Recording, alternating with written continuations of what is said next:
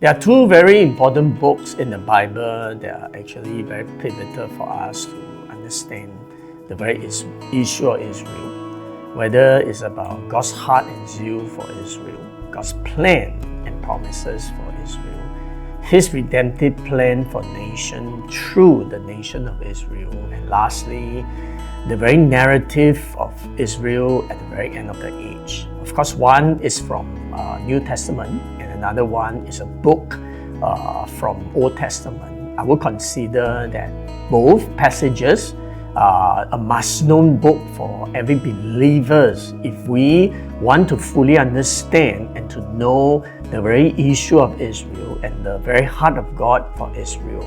Of course, one of them is from New Testament, Romans chapter 9, 10, and 11, where Paul called it the very mystery of Israel, and he exhorted us in Romans 11 verse 25 not to be ignorant.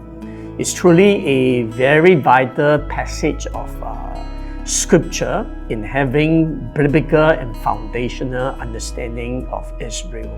And of course, the other one is from Old Testament, the very book that we want to focus upon, the book of Zechariah, a very 14-chapter book, a minor prophet, primarily written in the post-exile period of the very nation of Israel after she was exiled 70 years in Babylon. The book of Zechariah gives us a very clear biblical and prophetic insight unto, especially at the end of the age, God's heart and His plan and His zeal and His promises for Israel, but most importantly, what is going to happen to Israel at the very end of the age. Personally, I would consider that there is no other book in the entire Bible that gives us such clear and detailed information of Israel at the end of the age. It's especially important for the end-time church and also the prayer movement that are called to pray for Israel, because there is a requirement of God for the Gentile church to stand with Israel in accordance to Matthew chapter 25, verse 31 to 46. And therefore, it is so vital for us to have clear insight and information of the trouble as well as of the crisis that Israel is going to face. Also, this book serves as a fuel that will sustain the fire on the altar of prayer movement in having continuous prayer for Israel in accordance to the mandate and the call that God has for Israel in Isaiah 62, that we will give Him no rest until the fullness of Jerusalem is being established. So the book of Zechariah, a 14-chapter book with one primary theme that is expressed through 5 messages that spread throughout the entire 14-chapter book. The primary theme of the very book of Zechariah is really God's zeal for Jerusalem and God's zeal for Israel. It's being mentioned twice in the entire book. Zechariah chapter 1 verse 14, where God expressed His zealousness for Jerusalem, also His great zeal for Zion. And then He reiterated it in Zechariah chapter 8 verse 2.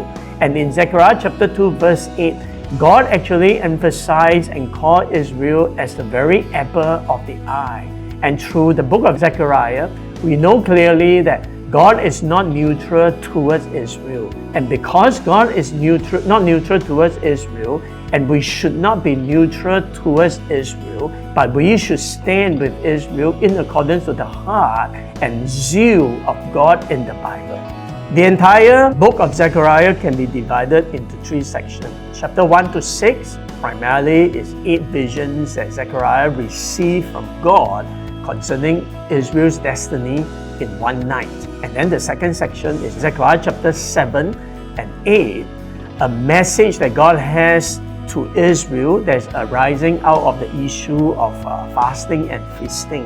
And then the final section, which is Zechariah chapter 9 to 14, which is God's narrative for Israel at the end of the age through 2 prophetic oracles, where the book of Zechariah called it the burden of the Lord, which they give us the clearest picture of what will happen to Israel at the end of the age.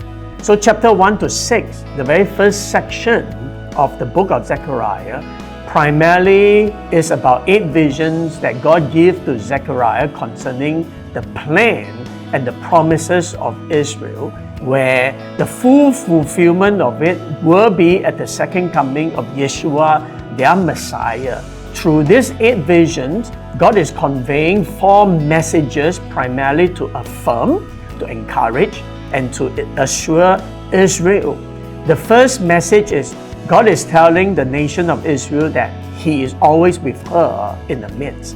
And He is always watching over her throughout history, whether it's in the past, in the present, and also in the future, even in all the crisis, trouble, and judgment that she faced throughout her history, and of course, in the future.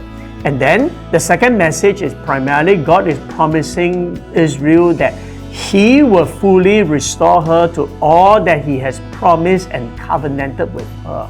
For our God is a faithful God. He will see to the fullness and the full fulfillment of all these 8 visions, which is primarily the promises that God has for Israel. And then the third message is God is assuring Israel that He will eventually and ultimately and fully deliver her from all her enemies. This is especially important to Israel because the context of the book of Zechariah is really Israel had just returned from her 70 years of exile in Babylon, and she was still under Gentile domination. It's a vital assurance for Israel that God has not written her off, but will eventually deliver her. And the final message to this 8 vision primarily is God's assurance to Israel that even in her weakness, even in her lack, He will give her grace so that she will walk out the fullness of her destiny. It's not based on her own works. It's not based on her own ability. It's not based on her own righteousness, but truly by the very grace of God. And the entire 8 visions are bookended by a very powerful revelation of the man standing in the midst. He is the angel of the Lord, the pre-incarnated Christ, their Messiah and the King who will return for her at the end of the age. Primarily is in Zechariah chapter 1 verse 6.